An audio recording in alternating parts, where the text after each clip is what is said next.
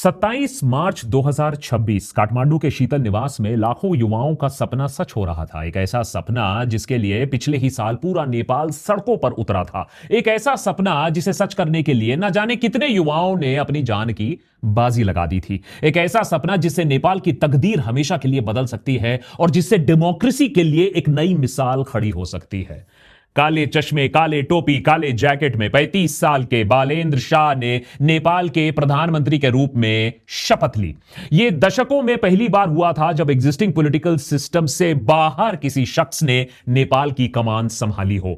और यह कोई आम पॉलिटिशियन भी नहीं, पेशे से रैपर, ट्रेनिंग से स्ट्रक्चरल इंजीनियर रह चुके बालेंद्र शाह काठमांडू के एक्स मेयर थे। आज नेपाल के यंगेस्ट प्राइम मिनिस्टर के तौर पर अपना कार्यकाल शुरू कर चुके हैं। पिछले साल जब नेपाल के युवा सड़कों पर उतरे, पॉलिटिकल एस्टैब्लिशमेंट के खिलाफ बगावत की, तो भारत में मेन स्ट्रीम मीडिया और भारत की पॉलिटिकल क्लास ने इसका खूब मजाक बनाया। इस जेन जी को इसका बचपना कहा, ये जेन जी को इररिस्पॉन्सिबल कहा कि ये तो नेपाल को आग के हवाले कर देंगे। प्रेडिक्शन ये की गई कि नेपाल अब अराजकता की तरफ और भी फिसलता रहेगा। देशभक्त पर हमने उस समय भी जेनजी प्रोटेस्टर्स का समर्थन किया था और आज भी हम यही आशा करते हैं कि नेपाल दूसरे देशों के लिए एक एग्जाम्पल सेट कर पाए। लेकिन भारत में जो इस्टेब्लिशमेंट है, जो सिस्टम है, उसे जेनजी से इतना डर क्यों लगता है, वो बालेंद्र शाह ने 3 हफ्तों में ही साफ करके दिखा दिया है। शपथ लेने के बाद से ही शाह की सरकार ने जो फैसले लिए हैं, जो ऐतिहासिक कदम लिए हैं, उसके चर्चे अब दुनिया भर में हो रहे हैं। इनका नाम time 100 most influential people of 2026 में आ चुका है। इनके डिजिटल फर्स्ट गवर्नेंस के तहत नई सरकार ने पहली मीटिंग में ही कुछ अहम फैसले लिए, जैसे passport, citizenship certificate, driving licence सब आम लोगों के घर में पोस्टल डिलीवरी से अब मिलेगा। 100 दिन के अंदर अंदर मिलेगा। ना सरकार के दफ्तर के चक्कर काटने पड़ेंगे, ना ही करप्शन की कोई गुंजाइश होगी। 22 मिनिस्ट्रीज को मिलाकर 16-17 कर दी गई हैं। हर मिनिस्ट्री का एक टाइम बाउंड एक्शन प्लान बना दिया गया है। डेडलाइन सेट कर दी गई है। रिस्पॉन्सिबिलिटी और जिम्मेदारी सेट कर दी गई है। यानी डिलीवरी होना पक्का है। यह एक डिलीवरी बेस्ड गवर्नेंस होगी। कोई नौटंकी नहीं, सिर्फ काम किया जाएगा। इसी के साथ साथ पुरानी लीडरशिप जिन्होंने सालों से नेपाल के लोगों का खून चूसा था, उन्हें ठगा था, उन्हें भी अकाउंटेबल ठहराने के लिए काम शुरू हो चुका है। कई पुराने नेता including former prime minister KP Sharma Oli के खिलाफ करप्शन इन्वेस्टिगेशन फिर से चालू हो चुका है। अरेस्ट्स होने शुरू हो चुके हैं। कुल मिलाकर बालेंद्र शाह के कार्यकाल की शुरुआत तो काफी धमाकेदार रही है। अभी तक उनके सरकार के कामकाज का स्टाइल देखकर लोगों को नायक फिल्म के अनिल कपूर याद आ रहे हैं। लेकिन नेपाल के लोगों ने जितना बड़ा मैंडेट इन्हें दिया है, उससे भी ज्यादा इनकी उम्मीदें हैं अपने नए सरकार से। और इसीलिए नए सरकार के पास इन उम्मीदों पर खरा उतरने की एक बहुत बड़ी जिम्मेदारी है और टाइम काफी कम है। पॉलिटिक्स में कहा जाता है with great power comes great responsibility. तो देखना अब यह है कि बालेंद्र शाह की नई सरकार अपनी जिम्मेदारियां कितनी और कहां तक पूरी कर पाती है, और नेपाल दूसरे देशों में जो जेन जी है उन्हें कैसे और कितना इंस्पायर कर सकता है। और नेपाल के पहले कुछ हफ्ते में जो हमने देखा, उससे भारत क्या लेसन ले सकता है, भारत के पॉलिटिशियंस क्या लेसन ले सकते हैं इन अकाउंटेबिलिटी एंड ट्रांसपेरेंसी, यह भी देखना काफी जरूरी है। पिछले महीने हुए आम चुनाव में राष्ट्रीय स्वतंत्रता पार्टी या आरएसपी ने 275 सीट वाली हाउस ऑफ रिप्रेजेंटेटिव्स में अकेले 182 सीट्स जीत ली। 125 डायरेक्ट सीट्स और 57 प्रोपोर्शनल रिप्रेजेंटेशन के हिसाब से। नेपाल के इतिहास में 1959 के बाद आज तक किसी भी पार्टी ने अकेले इतना बड़ा मैंडेट नहीं जीता था। बालेंद्र शाह और उनकी पार्टी की जीत अपने आप में नेपाल के लाखों युवाओं के लिए एक बहुत बड़ी खबर है।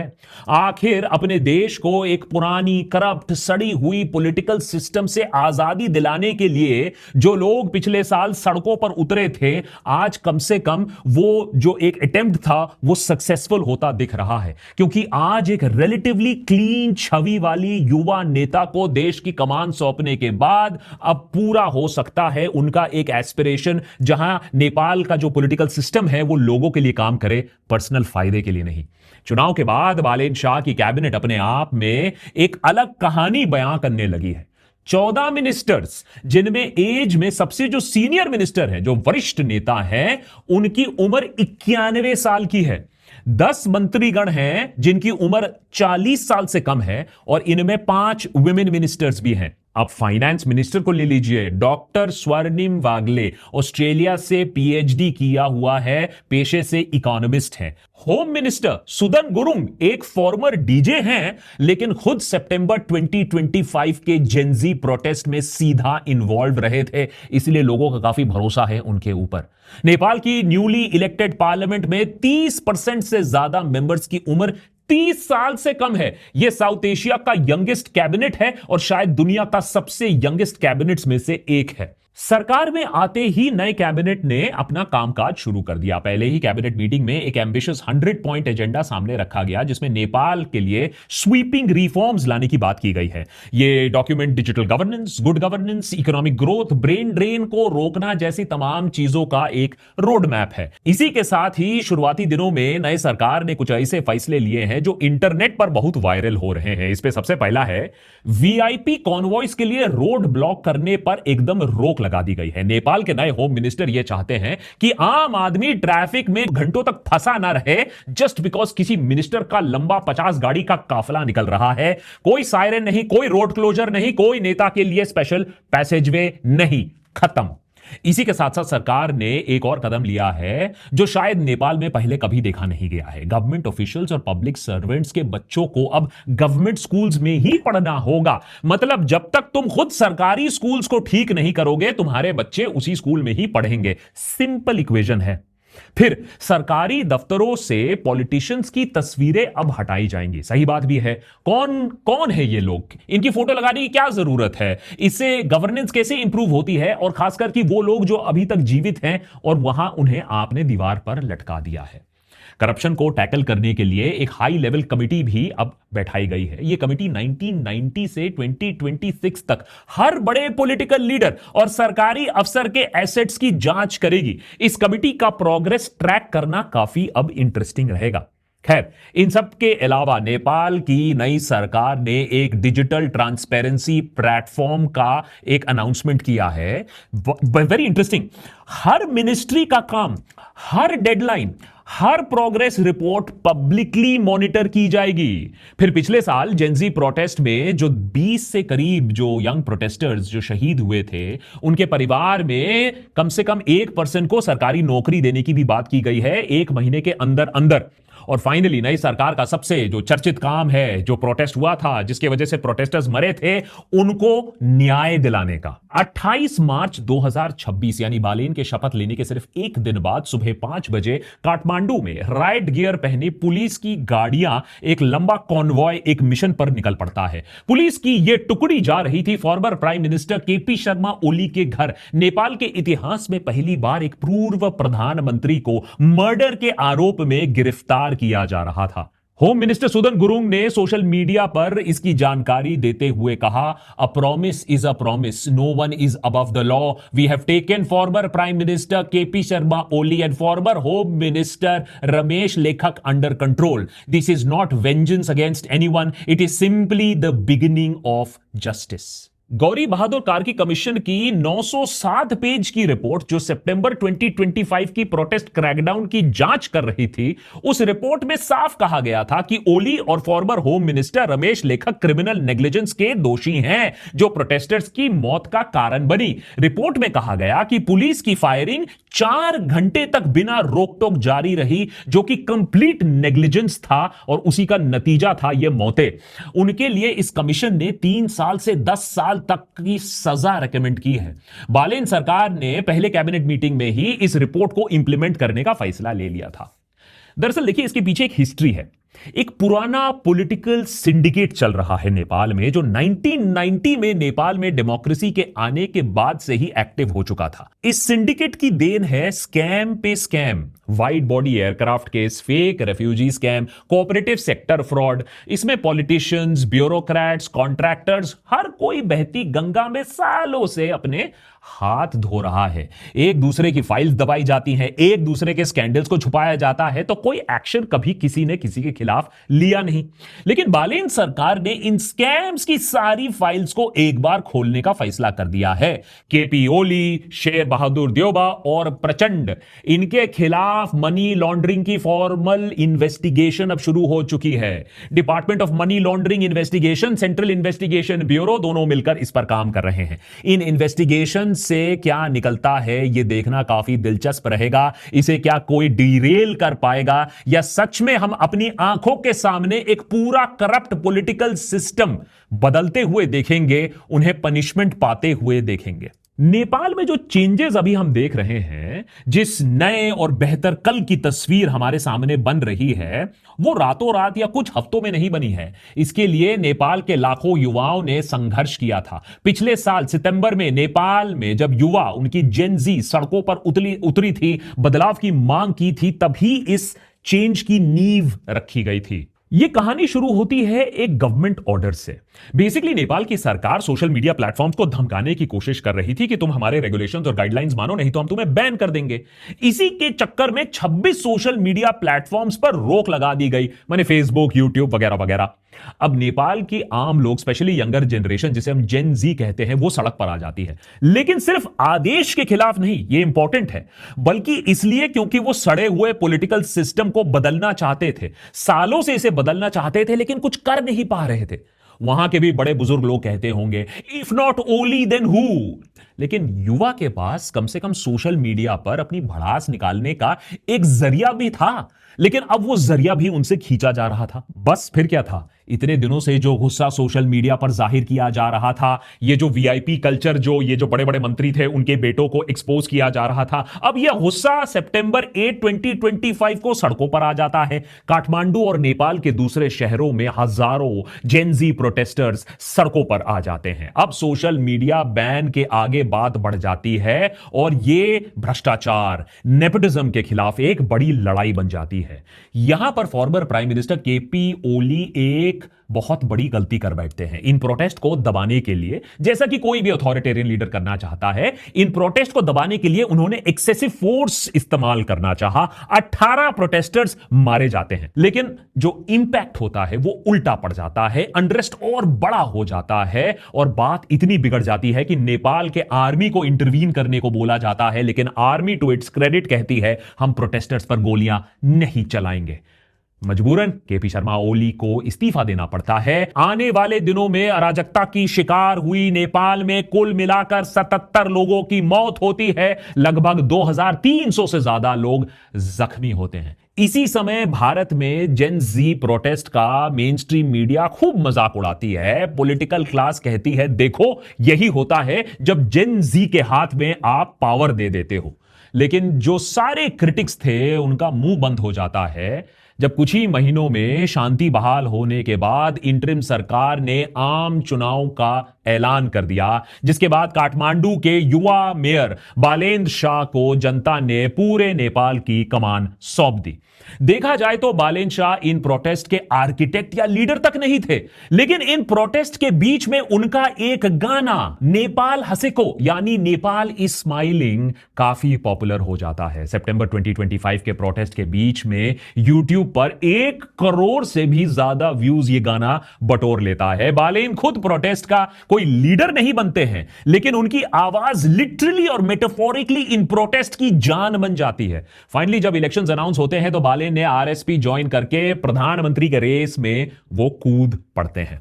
बालेन के प्रधानमंत्री बनने के साथ ही नेपाल के लोगों को यह उम्मीद है कि 36 सालों से चल रहा म्यूजिकल चेयर का खेल भी नेपाल में समाप्त हो। प्लीज, यह बहुत इंटरेस्टिंग खेल है, समझिए। 1990 में नेपाल में मल्टी पार्टी डेमोक्रेसी इंट्रोड्यूस की जाती है। नेपाल ने अपने डेमोक्रेटिक इतिहास की शुरुआती 18 सालों में 14 प्राइम मिनिस्टर देखे, यानी एवरेज में एक साल में एक प्रधानमंत्री भी नहीं टिक पाता था। इतना अनस्टेबल था नेपाल का डेमोक्रेसी।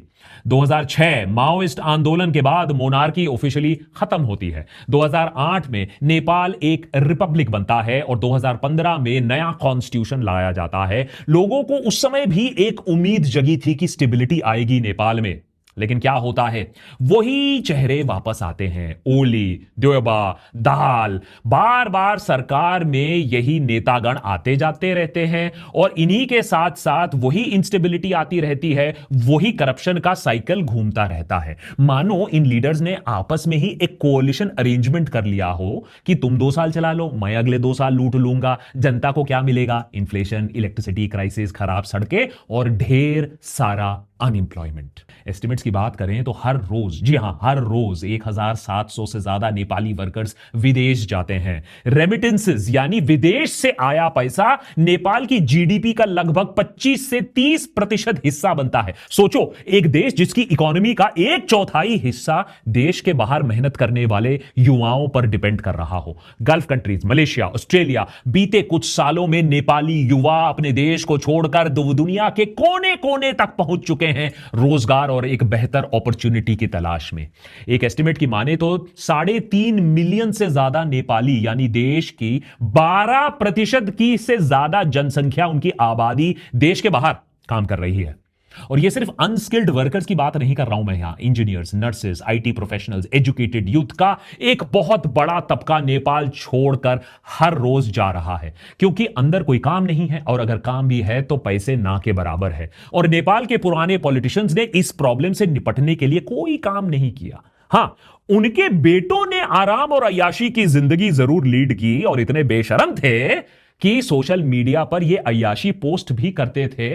इस अपराइजिंग, इस रेवोल्यूशन का एक मेजर कारण यह भी बनता है। अब जब फाइनली इतने सालों बाद नेपाल को एक नया युवा चेहरा लीड कर रहा है तो लोगों के अंदर भी फिर से एक नई उम्मीद जगी है। बालेन शाह की सरकार ने अपने टारगेट्स तो बहुत ऊंचे रखे हैं। नेपाल की जीडीपी आज लगभग $42 बिलियन की है। आरएसपी का टारगेट है अगले 5 से 7 सालों में इसे $100 बिलियन कर दिया जाए, यानी डबल से भी ज्यादा करना। इसके लिए नेपाल को एवरेज 7% एनुअल जीडीपी ग्रोथ करना होगा, लेकिन अगर एवरेज देखें तो नेपाल का सिर्फ 4% ग्रोथ ही रहा है। बालेन शाह की युवा सरकार आईटी, हाइड्रो पावर और डायस्पोरा पर बेट कर रही है। आरएसपी का प्लान है कि नेपाल को एक आईटी हब बनाना, 30 बिलियन का आईटी एक्सपोर्ट इंडस्ट्री सेटअप करना, डिजिटल नोमैड्स के लिए स्पेशल वीजाज इशू करना, नेपाल में बैठे बैठे फॉरेन कंपनीज के लिए आप रिमोटली काम कर सकते हो, यह ऑप्शन देना, 5 लाख नई टेक्नोलॉजी जॉब्स क्रिएट करना। लेकिन नेपाल के आम लोगों को इकोनॉमिक टारगेट से भी ज्यादा जरूरी यह है कि भाई उनके बच्चे उनके आसपास रहे। सवाल है कि क्या बालेन की सरकार नेपाल में ब्रेन ड्रेन को रोक सकती है, उसे रिवर्स कर सकती है? कुछ अर्ली साइंस हमें जरूर मिले हैं। नेपाल की डायस्पोरा, खासकर यूएस और ऑस्ट्रेलिया में रिटर्न टू नेपाल की बातें कर रही है। यह अभी तक एक मूवमेंट नहीं बना है, इसका कोई आंकड़ा नहीं है, यह सेंटिमेंट है, लेकिन एटलीस्ट बातें होना शुरू हो चुका है। अब सच में लोग वापस आते हैं, जॉब्स क्रिएट होते हैं, इकोनॉमिक पॉलिसीज बदलती हैं। यह सब तो आने वाले महीनों में ही पता चलेगा। खैर, अभी तक नेपाल की जो नई सरकार है उसका इंटेंट तो बहुत अच्छा है। सोशल मीडिया पर भी लोग सरकार की काफी तारीफ कर रहे हैं, एक ऑप्टिमिज्म है। लेकिन यह ऑप्टिमिज्म मैंने खुद अपनी आंखों से 2008 में देखा था, जब नेपाल एक रिपब्लिक बना था। यही ऑप्टिमिज्म उस समय भी था जब मैंने इलेक्शंस तब कवर किया था। लेकिन उसके बाद अनफॉर्चुनेटली नेपाल में पॉलिटिकल क्लास ने लोगों के साथ विश्वासघात किया। इसीलिए इस बार बालेन के लिए failure is not an option and I wish him all the very best. यहां इस बात पर भी 2 मिनट जरूर बिताना जरूरी है कि यह सब देखने के बाद हमारे देश में भी लोग देख रहे हैं कि ये छोटी छोटी चीजें तो हमारा देश भी कर सकता है। हम तो मदर ऑफ डेमोक्रेसी हैं, तो हमारे यहां 50 कारों का वीआईपी काफिला जो निकल जाता है और लोग आधे आधे घंटे रुके रहते हैं, इसको करने की क्या जरूरत है? यहां बोला जा रहा है नेपाल में मंत्रीगण के बच्चे गवर्नमेंट स्कूल में पढ़ेंगे। देशभक्त पर हम बोलते रहे हैं कि गवर्नमेंट स्कूल छोड़ो, जो आपके सेंट्रल मिनिस्टर हैं, जो आपके स्टेट में मिनिस्टर हैं, मुख्यमंत्री हैं, क्या उनकी ड्यूटी नहीं बनती है कि उनके बच्चे कम से कम हमारे देश में पढ़े? अरे सरकारी स्कूल में नहीं, प्राइवेट स्कूल में पढ़े, लेकिन हमारे देश में पढ़े। अगर आप आंकड़े देखो तो आधा कैबिनेट का जो हमारे बच्चे हैं वो यूएसए और यूके में पढ़े हैं। देश की सिक्योरिटी कैसे होगी जब हमारी फैमिली ही बाहर पढ़ रही है? फोटो अगर आप बात करें, हमारे जो प्रधानमंत्री और प्रेसिडेंट की फोटो लगाने में, उससे क्या ऑफिस में कोई प्रोडक्टिविटी बढ़ता है? यहां तो स्टेडियम के स्टेडियम नाम कर दिए जा रहे हैं प्रधानमंत्री के नाम पर। और बात हम करते हैं यूपीआई की, बात हम करते हैं डिजिटल इंडिया की, बात हम करते हैं कि डिजिटल टेक्नोलॉजी में हम विश्व गुरु बन चुके हैं, लेकिन मैं कहता हूं घंटा विश्व गुरु। हम अपने मंत्रियों के डिटेल्स नहीं एक्सेस कर सकते हैं, उनका काम एक्सेस नहीं कर सकते हैं, प्रोजेक्ट्स किस रेट पर चल रहे हैं, कितना ओवरशूट किया गया है, कुछ एक्सेस नहीं कर सकते हैं। सरकार के पास हमारा एक डेटा है, चड्डी का साइज तक है, लेकिन सरकार क्या कर रही है, एसेट्स क्या हैं, मंत्रीगण क्या कर रहे हैं, हमें कुछ मालूम नहीं है। ट्रांसपेरेंसी सिर्फ वन वे है। बालेन शाह ने एक और बहुत बढ़िया बात की है, कोई कम्युनल पॉलिटिक्स नहीं होगा। Massive respect to him for this, क्योंकि स्टेट और जो धर्म है उसे अलग रखना बहुत जरूरी है, क्योंकि धर्म के आड़ में ही नेतागण अपना सारा काला काम कर रहे हैं। और अगर हम धर्म और स्टेट को डिवाइड कर दें तो फिर हम एक्चुअली आंक सकते हैं कि लोग क्या काम कर रहे हैं, क्या नहीं कर रहे हैं, भगवान के पीछे छिप नहीं रहे हैं। इसीलिए नेपाल को we wish Nepal all the very best, we wish Balen all the very best. और हम होप करेंगे कि एक और एपिसोड बनाए जहां हमने नेपाल का जो प्रोग्रेस है हमने उसको ट्रैक भी किया और पॉजिटिव डेवलपमेंट्स को हाईलाइट भी किया। Many thanks for watching, more episodes coming.